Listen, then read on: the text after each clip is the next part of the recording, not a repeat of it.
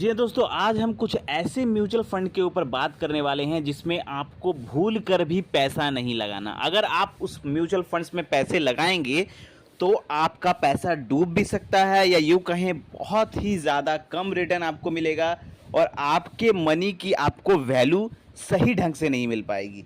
तो ऐसे कुछ हम आपको म्यूचुअल फंड लेकर आए। मैंने कुछ लोगों का पोर्टफोलियो देखा था जिसके बाद मुझे लगा कि इसके ऊपर बात करना बहुत ज़रूरी है। बहुत सारे लोगों ने गलत ढंग से गलत म्यूचुअल फंड लेके रखा हुआ था। तो यहाँ पर मैं बात करूँगा कि टाइप ऑफ इन्वेस्टर कौन कौन, किस टाइप के इन्वेस्टर होते हैं। जब आप अगर देखते हैं तो 2-3 टाइप के इन्वेस्टर होते हैं। आप लोग कमेंट करके बताइए कि आप लोग किन टाइप के इन्वेस्टर हैं। तो मैं आपको लिस्ट पे दिखा रहा हूँ कि नंबर 1 टाइप जो एक होते हैं कि उन्हें नाम से कोई मतलब नहीं होता। म्यूचुअल फंड कौन सा नाम का है उसे मतलब नहीं है, उसकी होल्डिंग्स क्या है उनसे उसको मतलब नहीं है, उसका फंडामेंटल क्या है, कैसे काम कर रहा है, इक्विटी सेक्टर एलोकेशन कितना है, कुछ मतलब नहीं है। बस वो देखते क्या है कि रिटर्न कितना बना रहा है वो फंड।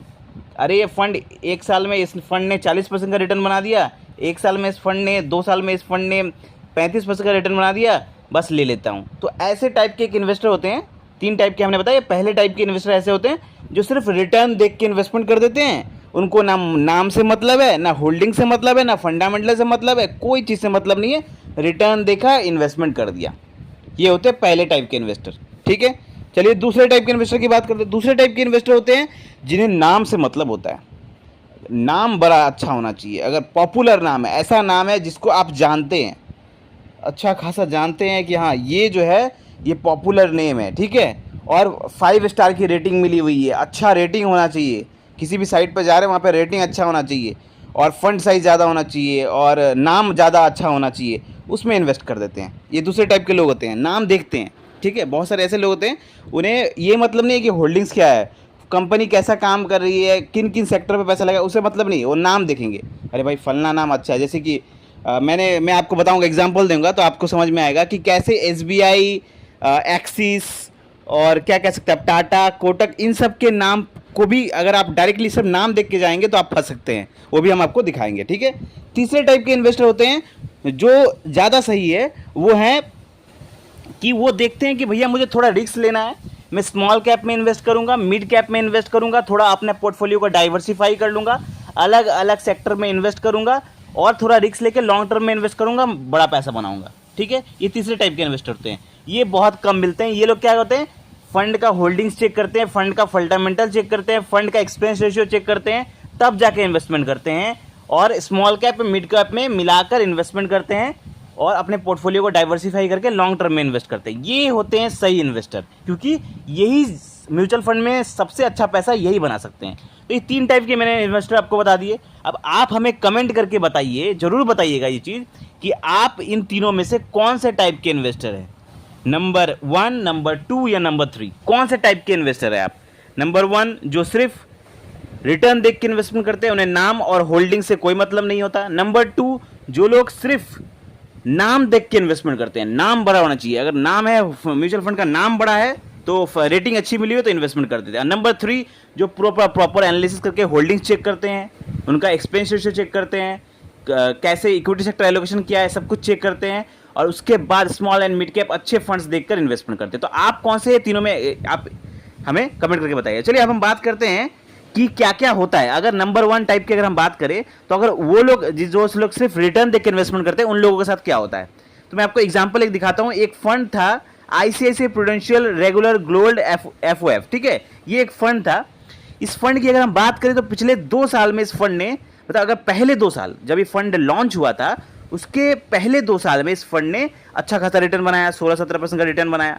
तो अगर कोई बंदा सिर्फ रिटर्न देख के इन्वेस्टमेंट करता है तो इसमें इन्वेस्टमेंट कर देता वो। ठीक है, अगर वो इन्वेस्टमेंट कर देता तो अगर अभी उसका एवरेज रिटर्न निकाला जाए तो सिर्फ 6% का एवरेज रिटर्न है, सिर्फ 6% का रिटर्न अगर आपको चाहिए तो आप फिर म्यूचुअल फंड में क्यों आए। आप बैंक में एफडी कर दीजिए, वहीं पे आपको 6% का रिटर्न मिल जाएगा। ठीक है, समझ रहे हैं आप, पीपीएफ कर दीजिए, बैंक में, पोस्ट ऑफिस में इन्वेस्टमेंट कर दीजिए, वहीं पे आपको मिल जाएगा इतना रिटर्न। तो म्यूचुअल फंड में आप आ रहे हैं और अगर आप सिर्फ रिटर्न देख के इन्वेस्टमेंट कर देंगे तो आपके साथ ऐसा हो सकता है। ठीक है, मैं यहाँ पे ये नहीं कर रहा कि ये फंड खराब है, मैं बस आपको डाटा के साथ बताने की कोशिश कर रहा हूं कि अगर आप सिर्फ रिटर्न देख के इन्वेस्टमेंट करेंगे तो हो सकता है पहले 1-2 साल उस फंड ने अच्छा रिटर्न दिया, उसके बाद अगर उसका फंडामेंटल अच्छा नहीं है, उसकी होल्डिंग्स अच्छी नहीं है, वो अगर सही काम नहीं कर रहा, तो उसका रिटर्न फिर नीचे चल जाएगा, फिर आपको एफडी वाला रिटर्न मिल जाएगा। समझ रहे हैं मेरा बात? ठीक है, ये हो गया पहला वाला एग्जाम्पल। तो आपको क्या नहीं करना कि सिर्फ आपको रिटर्न देख के इन्वेस्टमेंट नहीं करना। इस एग्जाम्पल से आपको ये समझ में आया। दूसरा चीज, जो लोग सिर्फ नाम देख के इन्वेस्टमेंट करते हैं, सिर्फ नाम देख के इन्वेस्टमेंट कर दिया, अरे बड़ा नाम है इन्वेस्टमेंट कर दिया। तो मैं आपको एग्जांपल देता हूं। एक फंड, जैसे कुछ कैटेगरी के फंड होते हैं, जैसे कि इन्वेस्ट, यहाँ पे इन्वेस्को, यहाँ पे क्या है, इन्वेस्टो इंडिया आर्बिट्रेज फंड। ठीक है, अब इस टाइप के जो फंड होते हैं वो एसबीआई में भी होते हैं, एक्सिस में भी होता है, टाटा में भी होते हैं, कोटक में भी होते हैं, पराग पारिक में भी होते हैं। तो इस टाइप के जो नाम, बड़े बड़े नाम के ये आर्बिट्रेज फंड्स होते हैं। ठीक है, उनके फंड्स भी होते हैं। मैंने आपको पहले भी एक बार बताया था इसके बारे में एक वीडियो में।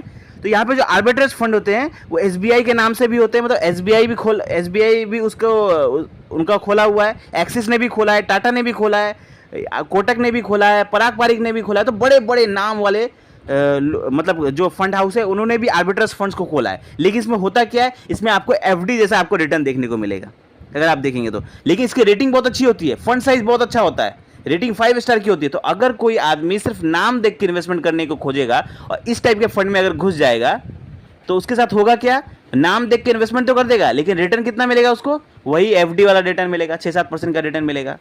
तो नाम देख के इन्वेस्टमेंट आपको नहीं करना, इससे आपको पता चलता है। एक पहला चीज, जो पहले वाले लोग होते हैं जो सिर्फ रिटर्न देख के इन्वेस्टमेंट करते हैं 1-2 साल का, वो नहीं करना है आपको, हमने एग्जांपल से आपको बता दिया। नंबर 2, सिर्फ नाम देख के इन्वेस्टमेंट नहीं करना कि बड़ा नाम है, एसबीआई का नाम है तो आप उसमें फंस जाएंगे, वैसा नहीं। आपको फंड का एनालिसिस करना है। ठीक है, आपको उसका होल्डिंग्स क्या क्या है ये भी चेक करना है।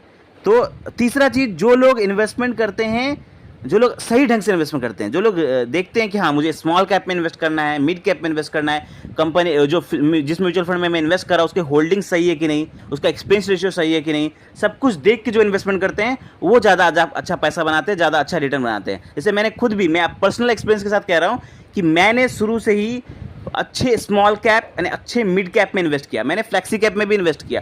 तो मैंने अपने पोर्टफोलियो को अच्छा खासा डाइवर्सिफाई किया।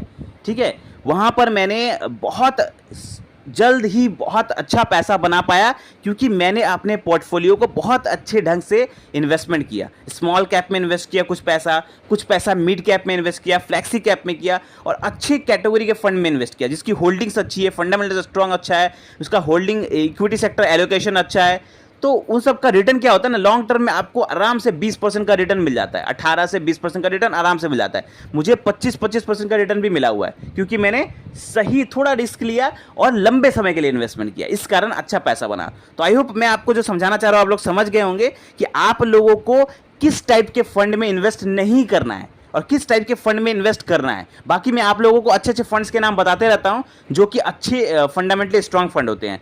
आई होप आपको ये वीडियो अच्छा लगा होगा। कोई अगर मन में आप लोगों को डाउट रह गया है फिर भी कमेंट करें और ऐसे ही शानदार वीडियो पाने के लिए चैनल को सब्सक्राइब करें। मिलते हैं कल एक नई फाइनेंशियल वीडियो के साथ। थैंक यू, धन्यवाद।